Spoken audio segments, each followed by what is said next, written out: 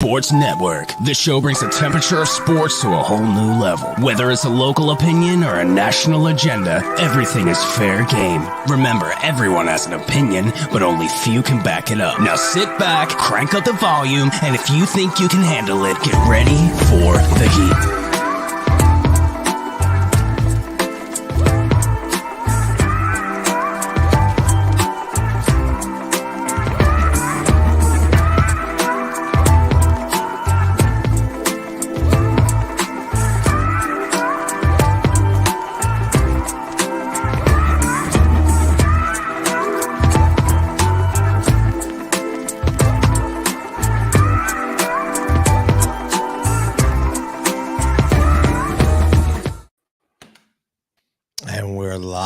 Man, it's been a while. It's been Heat Ratio Live. Listen, it's only two of us tonight. It's Tony, it's Nick, but that's okay because we got a lot to say. Again, at Heat Ratio Sports on all social formats. Make sure you're subscribing. Make sure you hit the notification. And man, we are pumped. The adrenaline is going. Week 1, NFL. Obviously, this is the Eagles fan reaction show. So, check in. Let us know how you feel because there's been a lot of stuff floating around, Nick, on social media. So I'm curious to hear what you have to say. I've been battling some people back and forth. I think a lot of people are fabricating arguments just to get clicks, but that's normal. That's what they do. It's all fake. It's all ridiculous. But we're going to talk about it, right, Nick? 38-35. Nick, first of all, how you been, buddy? It's been a while since we've been here together. I've been good, man. I'm just excited that we are finally here. NFL season week 1. We got some things to talk about, obviously, with the Birds, some great games over the weekend. A typical what I think you would see from a typical week 1 start where, you see some upsets, you see some teams maybe not so ready to play. But overall, I was excited being on the couch watching, bell to bell football on Sunday. It was fun. I missed it.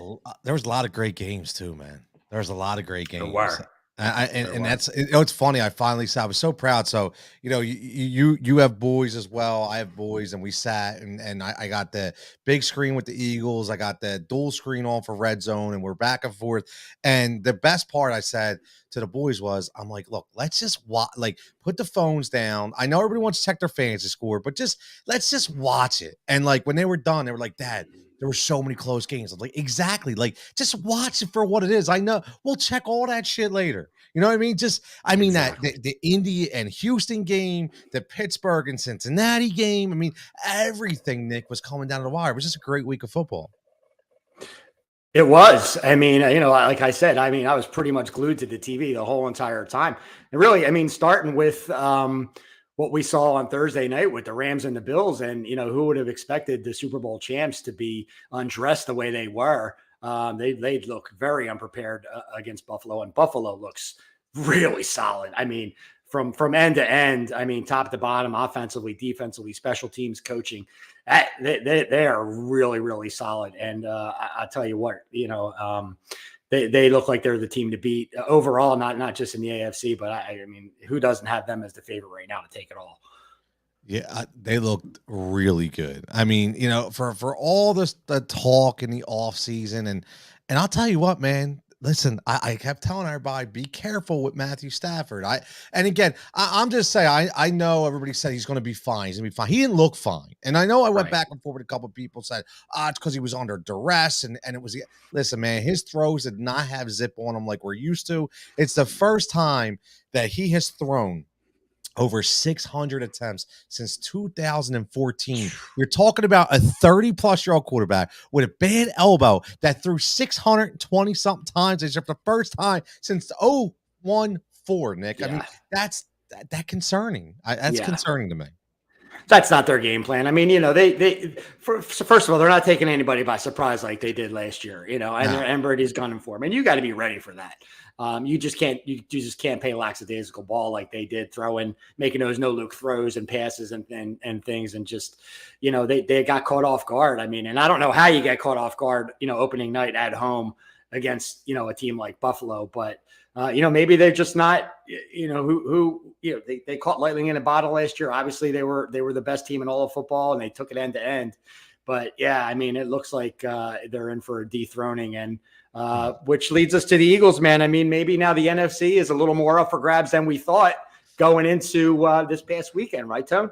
Yeah, man. Listen, it's wide open, right? It's wide open. And I was saying that earlier in the preseason. I mean, when you look at it, and I think you might not have been on the show. I mentioned it. I think it was Peter King came out with power rankings, and he had the Eagles listed at 4 in the NFC, and I was like, wow, like that's really high. But then again, we had him on our weekend show on Sirius, and asked him about it, and he said, look, remember something. You have to look at the NFC and say, who is really after those top 2 upper echelon teams?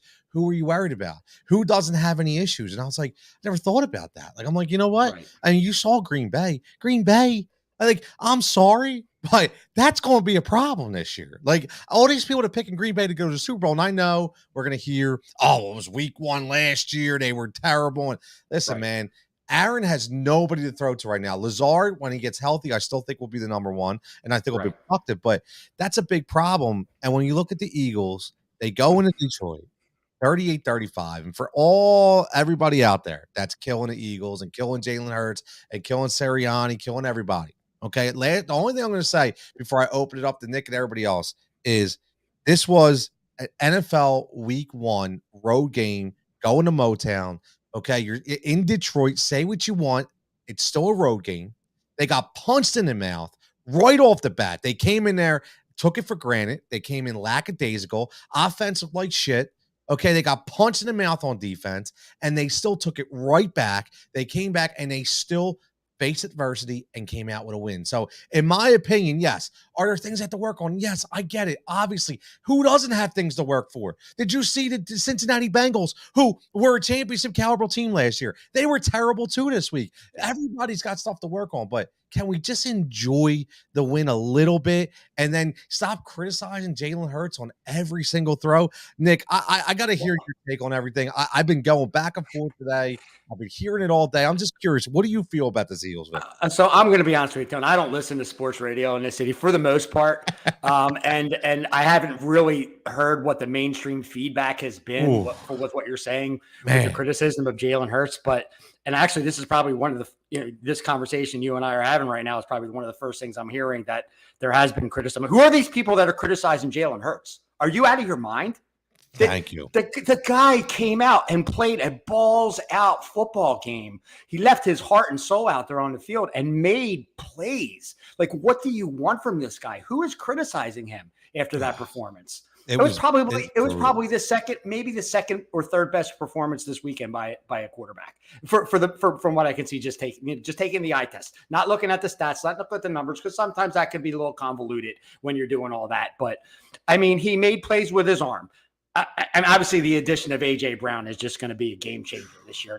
Everybody should be really excited about this matchup, this pairing of Hurts to Brown.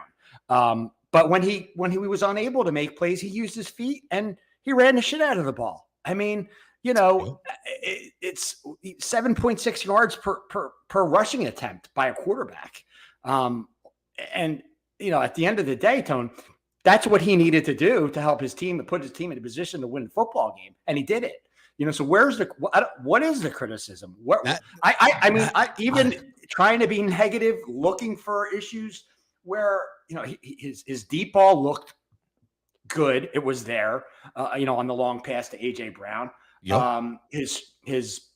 I thought his poise and his pocket presence and his football acumen was right on point. He looked like he had control managing the game.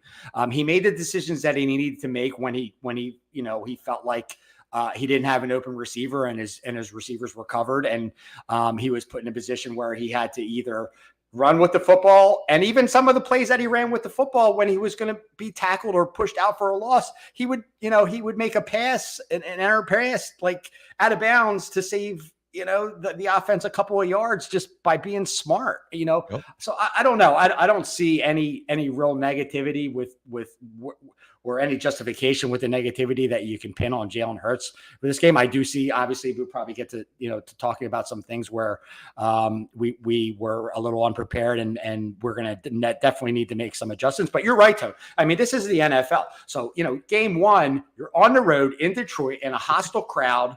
I mean, they got punched in the mouth on the first drive and give Detroit a little bit of credit there. obviously, I don't, when it comes to some things that I think that are going to need to improve, the pass rush, obviously being more aggressive. I think there's going to be a lot to talk about with Jonathan Gannon as we talk about these next few weeks. And is he going to be able to make the adjustments that he can with this very, very good on paper defense that should not be letting up 35 points to Detroit? But those are things that we're going to have to talk about. And we're going to have to see if we can make the adjustments because, not for nothing, you got two receivers coming in here next week and a quarterback that could really shred you apart if you're not getting aggressive and putting some pressures other than a 4-man front. We saw a couple corner blitzes there that seemed to work. I'd like to see more of that, to be honest with you. But Jonathan Gannon is going to be the key to what happens in the first quarter of this season, Tom.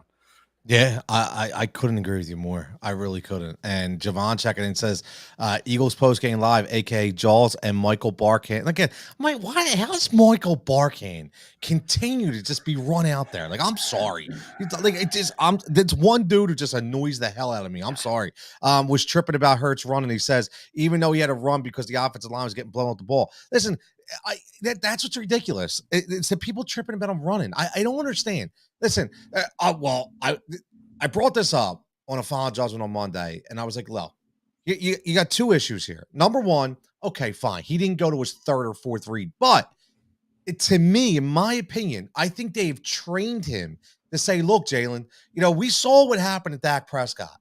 The pocket collapse, he throws the ball, now he's out for 6 to 8 weeks. He tears ligaments in his thumbs. We see it all the time in quarterbacks. They hit their players on the helmet because they allow that pressure to get to them and they don't get out trying to make things happen. I would much rather him go through his first, second progression and then take off. That is what allows him to be so good. That's what keeps defensive honest. Listen, he's never going to be a pocket passer. Like, for these people that have this pipe dream of Jalen Hurts being a pocket passer are ridiculous, right? The reason why Eric McNair was so good, he could do it both. And again, that's why he was so damn special. So, yeah, I'm with you. Like, I loved watching him get out of the pocket.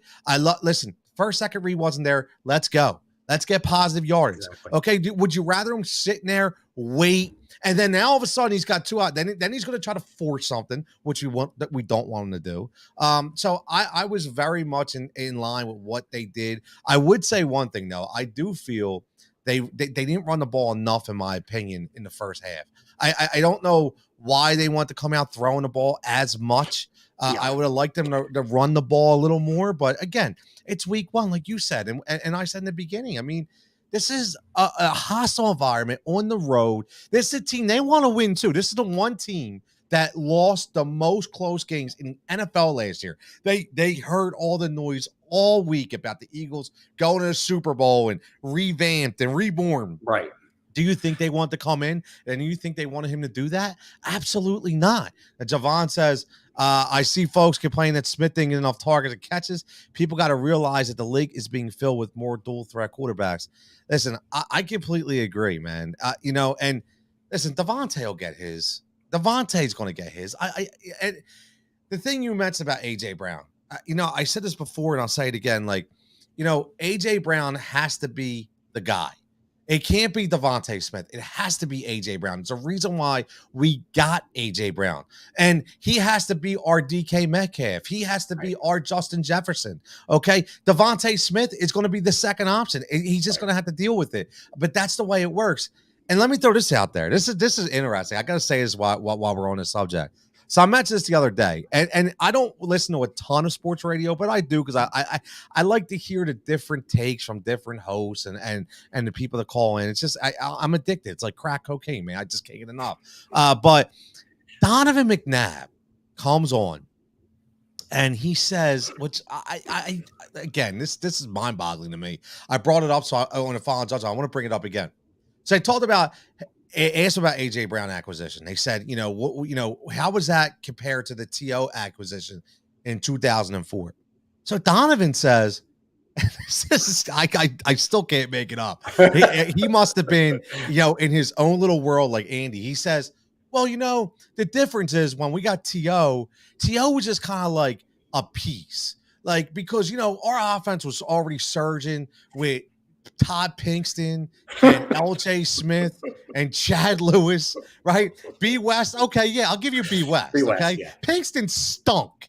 Okay. Chad Lewis was not good. And LJ Smith never lived up to the hype. And he's talking about T.O. just being a piece. He's like, where AJ Brown was exactly what they need. He's the whole puzzle. T.O. was the whole goddamn puzzle, dude.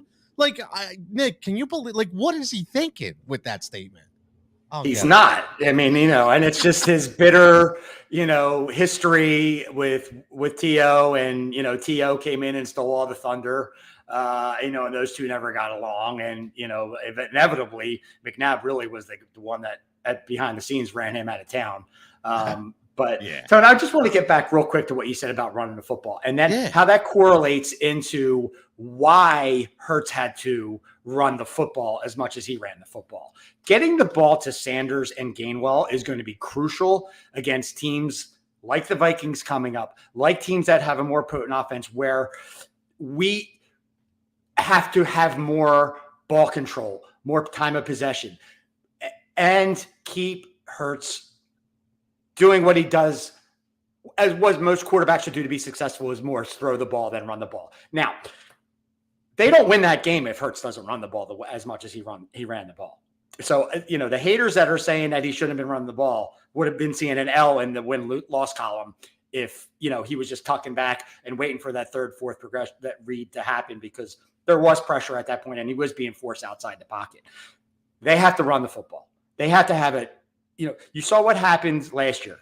They didn't start running the football early in the season. Towards the middle and where they went on that 7-2 run, they ran the football a lot. Matter of fact, they were the best team in the NFL as far as yards per carry rushing for that stretch. So, you've got two formidable running backs, and you saw it in both those guys. I mean, you saw it in Sanders, and you saw a little glimpse of it in Gainwell as well. Gainwell can run the football. Gainwell is a player. That kid is. I mean, he's small, but he is strong, Tone. He can plow through people. He's got that low center of gravity, man, and he can hit the hole. And they got to utilize these guys better when it comes to the Minnesota game, because you just can't put Hurts in the position where defensive linemen are just teeing up because they know you're dropping back out of the shotgun and you're going to be throwing on every play. It puts your offensive linemen at a disadvantage. It puts your running backs, it puts your quarterback, it puts your receivers at a disadvantage when you're constantly throwing the ball and you're telegraphing what you're doing on every play. So, and you don't run the football for the sake of running the football. You run the football to maintain possession, keep possession going, and grind it out in 3 yards, 4 cards, and a cloud of dust. And your offensive linemen are going to love you for that. I mean, because they're going to just be playing that much better, that much more into it, and pumped, and just pushing people down the field rather than backing up on every play.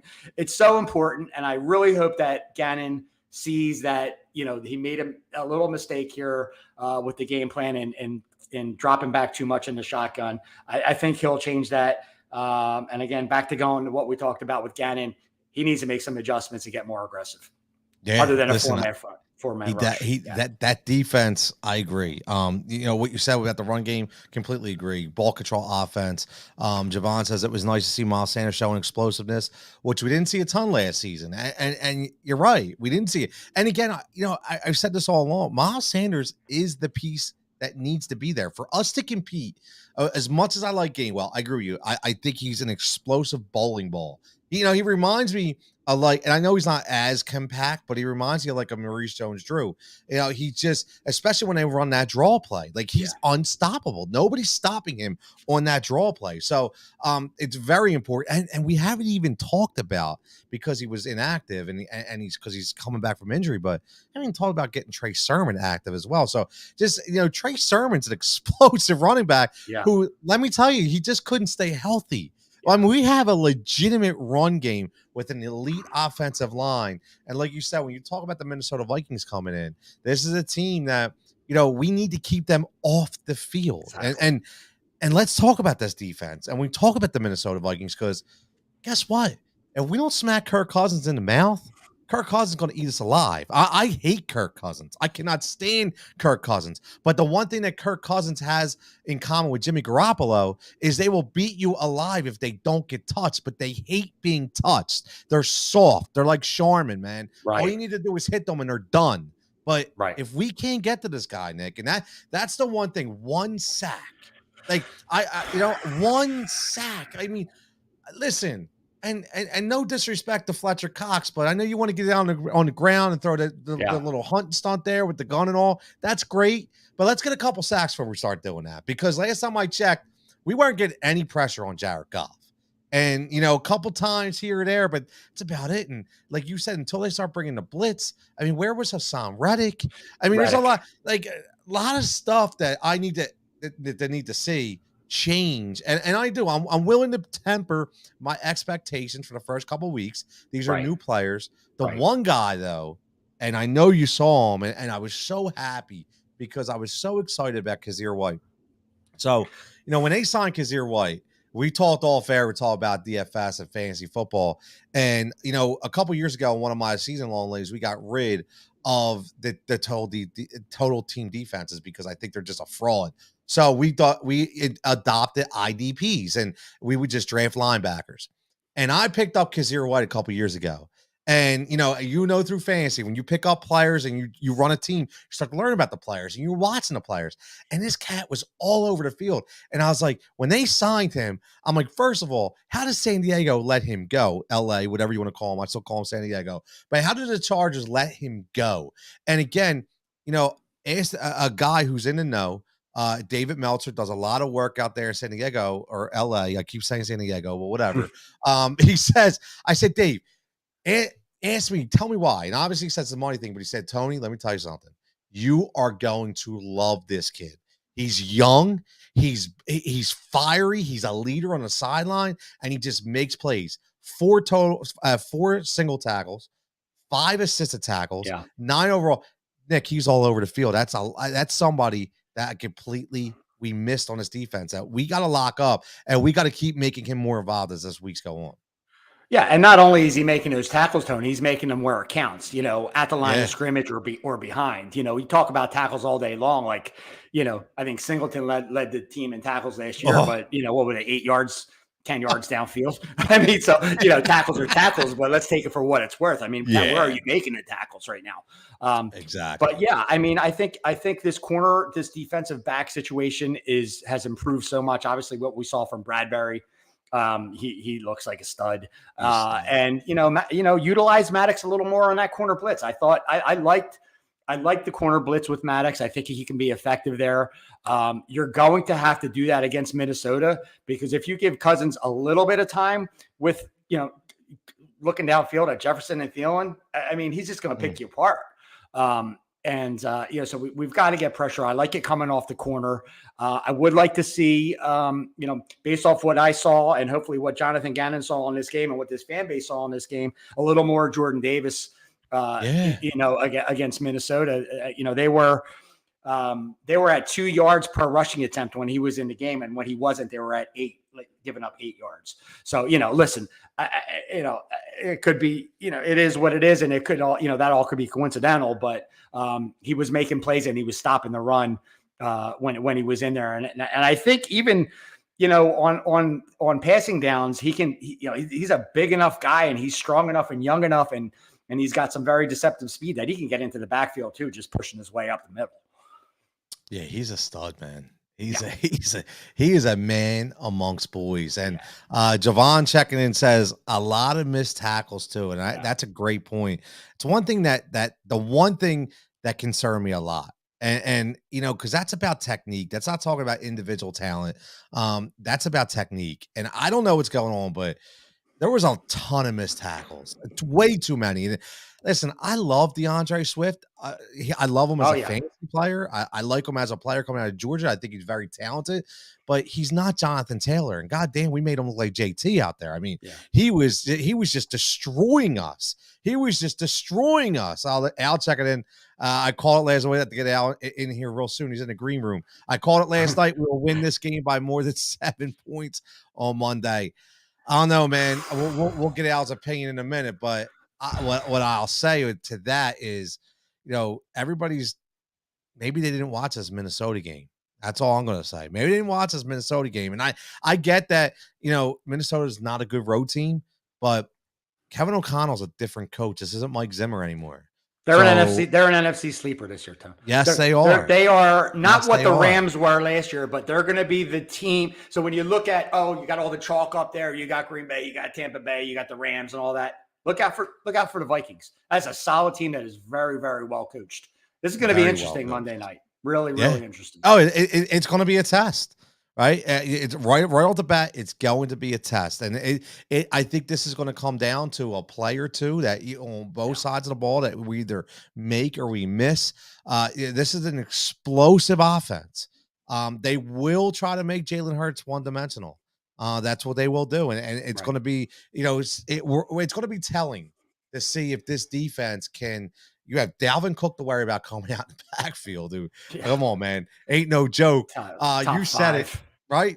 Justin Jefferson and Adam Thielen. Adam Thielen just gets forgotten about like he's nobody. KJ Osborne can run with the best of them as a number 3 receiver. And I didn't even see Irv Smith Jr. at the tight end position, who I'm really high on coming back from injury. So they have a lot of weapons. And Kirk Cousins, like you said, and we said in the beginning, I mean, if you give him time, you just sit back there 3, 4, 5 seconds, he's going to pick you apart. Not only because he's very accurate, but because these receivers are so good that if you give them time to find space, we are in trouble. So we need to fix it up. Nick, it's going to be really interesting because I know Sirianni doesn't. It almost seems like he was covering for Gannon in the press conferences, and and that's what coaches do. He's not going to come out and blast them. But I really feel behind the scenes that he's probably like, yo, man, what's going on here? Like, he can't be happy, right? No, he can't be happy. And you know what? That week 1 is in the books, Tone. We got the win. They came out of a hostile environment in Detroit, 1-0. They need to make some adjustments. And, let's just give everybody the benefit of the doubt right now that this coaching staff is competent enough to go back and look at the film and look at their game decisions, their plays, their scheme, take into consideration their opponent, because hopefully they're going to watch the film against what they did at torching Green Bay, and make the adjustments. I mean, because if not, Tone, what is Jonathan Gannon doing that you or I can't do back there? I mean, where is the creativity that comes to being a National Football League defensive coordinator?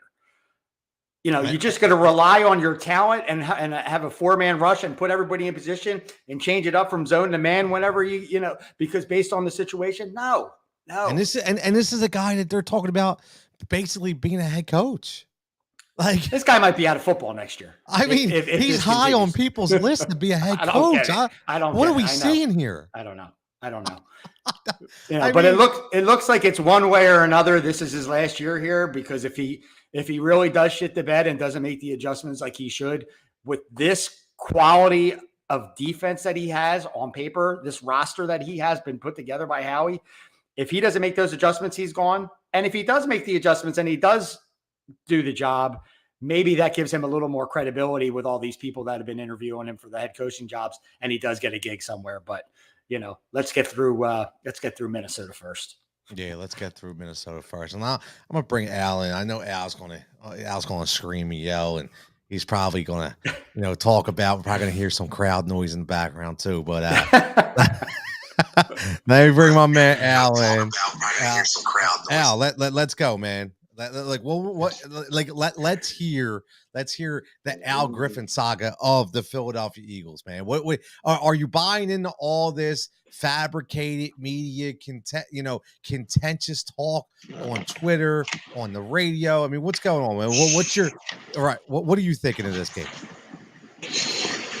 All right, what's going on, fellas? What's up, Al? Man? You having trouble here? I think he's having trouble here. Now I hear you. Okay, there we go. See, it takes a little bit. All right. So I came on a little late, but my thoughts were that the tackling was absolutely atrocious. Like, I started watching the replay. The first drive alone, I counted. It was 6 missed tackles. 6. Just in the first drive. I didn't even get to the second drive, third drive, fourth drive. In the first drive, it was 6. That's come on. Everybody want to get on coaching and all of that. The only thing I would say is the training camp, soft training camp, probably attributed to that. Obviously they weren't physical enough and they weren't used to tackling to the ground. But that's unacceptable. So I expect that to be fixed. The pass rush was non-existent. I seen everybody trying to get to the quarterback, but nobody really did.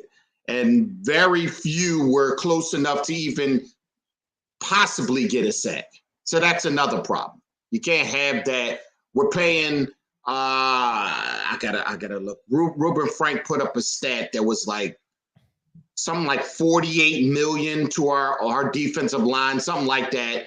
And then he counted like 3 tackles and 1 assisted and something else with 0 sacks. Well, excuse me, 1.5 for Cox, and who else helped him with that? Who else helped him with the half a sack? I thought it was Graham. BG, wasn't it? Yeah, BG. Yeah, but he fell, lost the ball like that. I don't really count that as a sack.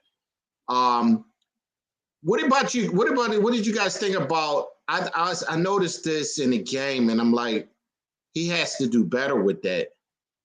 Where was the hot routes when they kept blitzing us?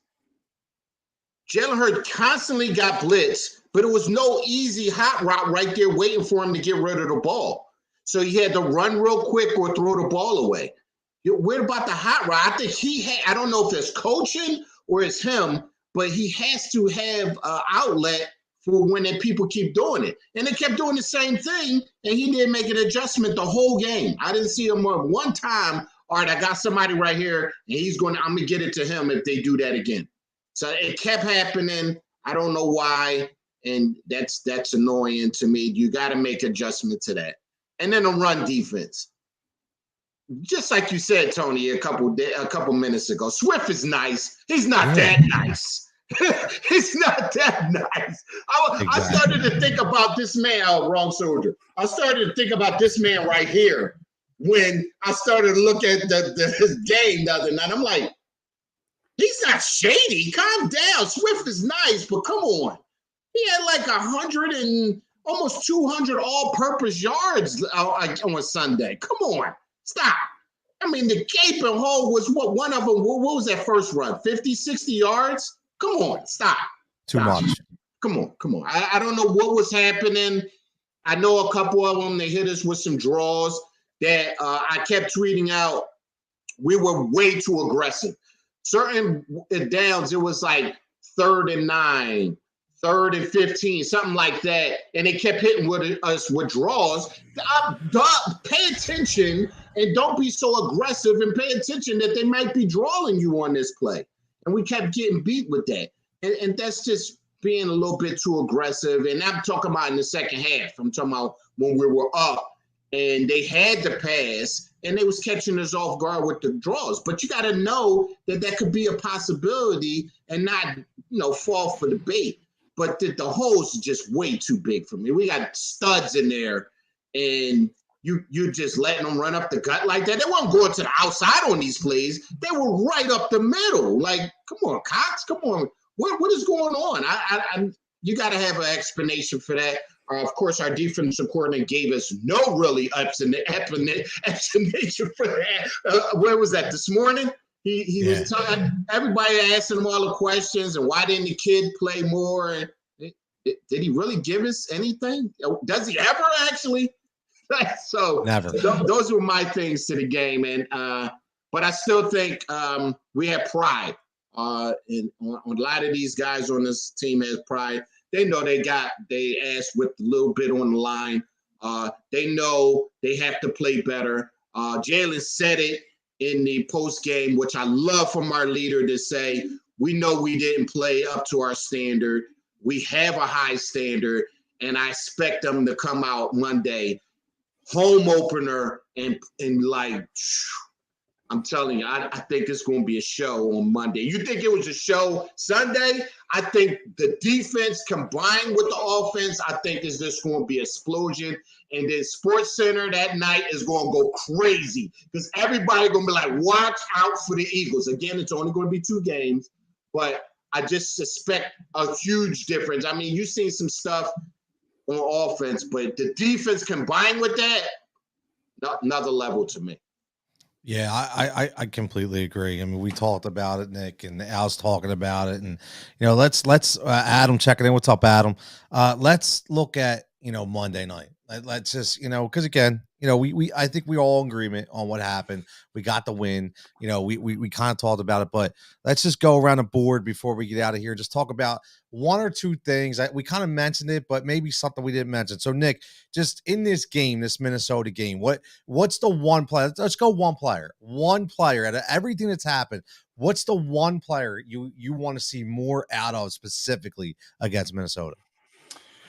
Well, Tone, I mean, I don't know if you guys are going down to the game, but when those night games, those national televised games, when the defense, like Al was saying, when the defense gets going and they're putting pressure and they're hitting the quarterback and they're making plays and they're batting balls down and they're getting to the quarterback, that changes the whole electricity in the environment down there. The one guy that I think can do that himself is Hassan Reddick. I think if Hassan Reddick comes out there like he wants to kill people, like he wants to kill Kirk Cousins, then that could just kind of feed the energy off the rest of the pass rush. And I do agree with you, Al. Obviously, the run, it starts with stopping the run, and we got to see a little more of Jordan Davis, I think, for that to happen. But, for that electricity and that energy to be there and to get that momentum really snowballing so that the offenses can do what they're going to do. They're going to do what they're going to do. They need to get a good pass rush, and I think that's going to all start with Hassan Reddick. Yeah, I like that. Listen, Temple made coming home, right? I know a lot of people say don't make a lot of, make too much about it, but listen, it's a little different when you play in the home crowd. And the one thing I will say about Hassan, this is a different style of defense, but he was a very early free agent signing, so it's not like he comes in here like C.J. Johnson and he has to, figure out an entirely different defense on the fly. So he did have some time, but again, this all comes back to Gannon. We have to see how he's utilized. So, very good call. I'd love to see him get in the backfield, disrupt some things back there with Dalvin Cook. Get his hands on Kirk Cousins, do what he does best. Give me a Julius Peppers kind of performance, man. That's what I want from Hassan Reddick. So, I completely agree. Al, one guy that you expect more of, that you want to see. One thing you want to see on Monday night. I seen one play that stuck out of my mind on Sunday, and it was an out route that Johnson and Epps jumped, and Epps seen it way before the wide receiver even made his cut. He should have had a pick, but Johnson kind of messed it up because he was trying to get it too. But Epps seen it so fast, I don't know how he didn't pick it off. But I expect him to either have a hit, a pick, or fumble recovery, something to electrify the crowd early that's going to take us to another, because come on, it's Kirk Cousins. If you rattle him early, that's going to make the rest of the game smooth, because he does, like you said earlier, he doesn't like to get hit. I would even take a couple of late ones on him, because you want to get him thinking that pass rush is coming. And you better look behind. You better look everywhere around, because it's coming all night long. I want Graham in his ear talking all that trash that he talks. I want him rattled, and I want him rattled early. I think Epps is going to make a play. He was my pick from the beginning of the season, and I actually expected him to get like a tip on that Monday night. But what's the name got the tip? But I expect at least one pick. I don't know who's going to be from, but I expect Epps to. I want him to come up and pop somebody and make them fumble. That would be beautiful. I like it. I like the pick. I do. I like Epps. I think he's a very good player. For me, I'm gonna call out the stud. I need, and again, I need a Monday night historical performance from Darius Slay. Okay, I need that Jalen Ramsey kind of shut down Justin Jefferson style. Listen, yeah, I know you're not going to shut him down completely. I get it. I want him out of the end zone. You know, if he wants to catch 10 catches for 150 balls, or 150, I don't care. Keep him out of the end zone. I thought Darius Slay let up a cheap touchdown in the Detroit game. It was a good pass. I get it, but still, and he was it's right still there. He was it right doesn't matter. there. It got was beat right by there. a step. So. Yeah. My point is you can give up these big plays, but you got to keep them out of the end zone. So I need on Monday night on the big stage, I need my big money players, my big ballers to step up and get that paper for real. So I expect Darius Slay to really step up that extra notch in that game. Definitely. That would be nice. But yeah, listen, listen, the atmosphere is going to be electric. Adam checking in says he'll be at the game. Good for you, Adam. Good game to go to. Be careful. Great game to go to. Yeah, listen, it is, man. It definitely is. It's going to be a great atmosphere, especially because it's Minnesota. Those Minnesota people are going to be here Monday, up against at the art museum with the skull. And, yeah, it's they better be careful though. Philly's changed a little bit in the last couple of years. So I was watching the Green Bay game the other day, and they just panning around the crowd doing that stupid skull crap. And I'm thinking to myself, like, you're playing Aaron Rodgers with us three out there. Like, come on, Let's see how they play Minnesota, how they play Green Bay when everybody's healthy. He gets a couple people back, and all the rookies and stuff nowhere to be, and all that type stuff later on in the season. Then let me see how, because everybody's crowning Minnesota because they beat Aaron Rodgers. I didn't see that much that impressed me. That's my man Ivan. That's all right. Ivan, good people, man. He's my Win Daily boy. He's Minnesota though, so I got I can't. He's from Minnesota. Okay, he's representing. Okay, yeah, so nothing wrong with that. Nothing wrong with that. But a real going down though. Did you guys? I pick up on little things before we get out of here. You mentioned about the Green Bay game, but all off season and actually last year, you heard about issues with Aaron Rodgers and Matt LaFleur, and everybody kind of hushed them up. Oh, they're okay. I don't know if you guys watched that game, but when he threw that ball that Christian Watson just completely missed, and they showed Aaron Rodgers' face look over to Matt LaFleur and roll his eyes and give him really. Like he knew. I looked at that and I was like, "Dude, major issues this year in Green Bay." Just throwing it out there, major issues in Green Bay. So, like Nick said, NFC wide open. The experts don't think so. The experts think that they're going to be regular Green Bay. I don't get it, but okay. I don't get it either. I don't get it either, man. I don't get it. You can't just take away Adams and they're just going to go back to normal like nothing has happened. Meanwhile, he had what did he drop? Like 150 the other day? What did Adams have? Oh my God! Did you see the move he did on Asante Sambu? Breaking ankles, man. Oh my goodness!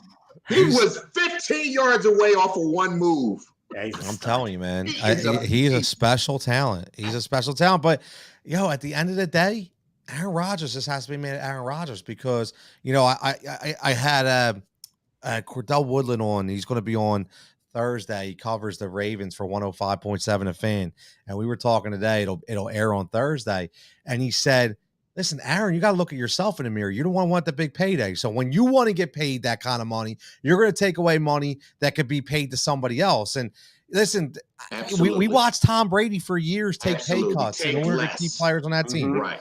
Or Tone, how about you say, yes, I want to come back, but I am not coming back until you sign my boy.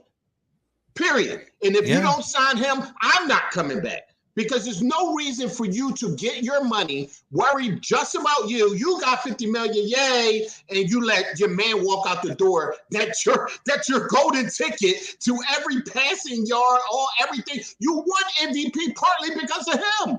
And you just let him walk out the door because you got your 50 mil? Like that might tell you everything you need to know about him. I think we knew about Aaron Rodgers. I don't think we needed to know. I was hoping that he wasn't that selfish, though, dude. Like, I just don't get that. It's no way I'm letting Adams walk out the door. Matter of fact, I'm not signing until he signs first. How about that? Yeah. No, listen, I completely agree with you. Completely agree with you. But Aaron Rodgers is the guy who sends Christmas presents back to his family because he doesn't like them. So he's a special individual. Okay. He's a special individual. But we're going to get out of here, man. 45 minutes, Heat Ratio Live, Heat Ratio Sports. Been great to get the reaction. Thanks for everybody checking in. Make sure you follow us at Heat Ratio Sports. Make sure you subscribe to the YouTube page, obviously, where we do all our work. 4th to Go Boys will be hot. Fonz will be hot on Thursday. So got a lot of big things coming up. And Flyer season will be, I don't know if the guys are going to talk about them or not, but they'll be coming back. We're not overly excited, Tone, but we'll make it work. So, yeah, you did it last year, man. You did it last year. So, how about this year? Man. We're going to have all 4 for 4 working at the same time. Yeah, man. Everybody. The Phillies won again tonight. Dude, they're going to the playoffs. Lock it in. They're going to the playoffs. Phillies, Flyers, Sixers, Eagles, all at the same. When the last time we could say that? It's been a while, man. It's been a while. Now, if all 4 can be playoff teams, it would even be better. Just throwing it out there. Absolutely. But we might have to wait a little while for the Flyers on that one. But as always, man, everybody have a fantastic week. Everybody stay safe and stay healthy. And we'll catch you back here next time.